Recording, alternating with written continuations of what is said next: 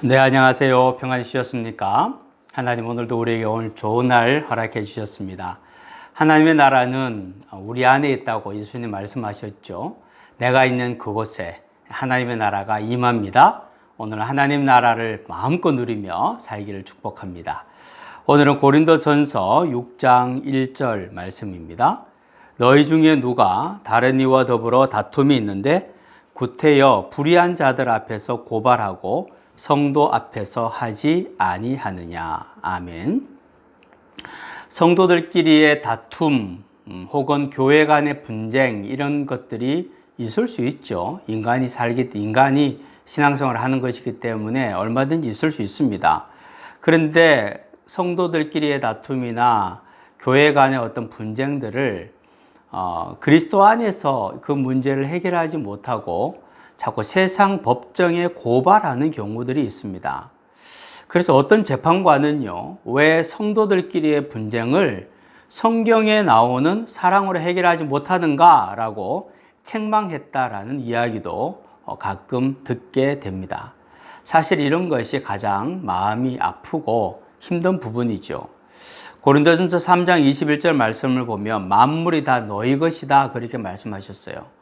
그러니까 온 세상을 우리가 다스리고 지배할 수 있는 힘을 우리에게 주셨고 권세를 주셨다는 겁니다. 그런데 자꾸 그리스도인들이 우리 안에서 문제가 생기면 그것을 오히려 세상의 다스림과 판단을 통하여서 결론을 지으려고 하는 못된 습성이 있다는 거죠.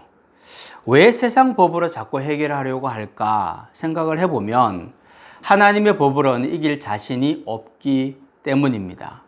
즉 사랑의 법, 생명의 법, 성령의 법 이런 것으로 만약에 그 일을 하면 내가 손해봐야 되고 내가 양보해야 되고 내가 용서해야 되고 내가 낮아져야 되는데 그런 걸 하기 싫은 거예요.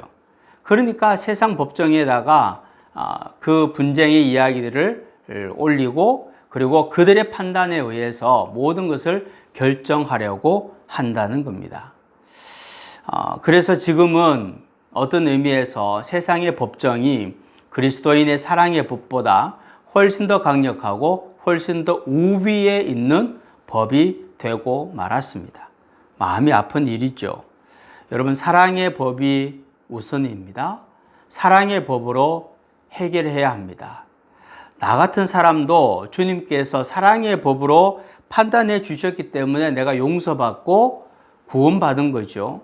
만약에 내 속에 있는 모든 죄들을 다 끄집어내서 세상 법정에다가 놓으면 유죄 판결을 받지 않을 사람이 단 한 사람도 없을 것입니다. 우리도 남을 대할 때 문제가 생길 때 그 사람을 사랑의 법으로, 세상의 법이 아니라 사랑의 법으로 바라보고 그 문제를 해결하려고 하면 해결 못할 일이 없는 거죠. 오늘도 우리가 하루를 살면서 하나님의 사람답게 사랑의 법이 우선되는 복된 하루가 되기를 축복합니다.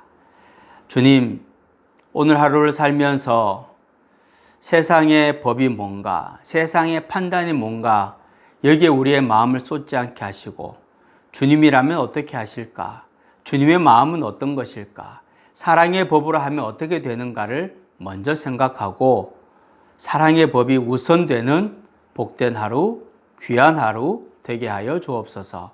예수님의 이름으로 기도하옵나이다. 아멘.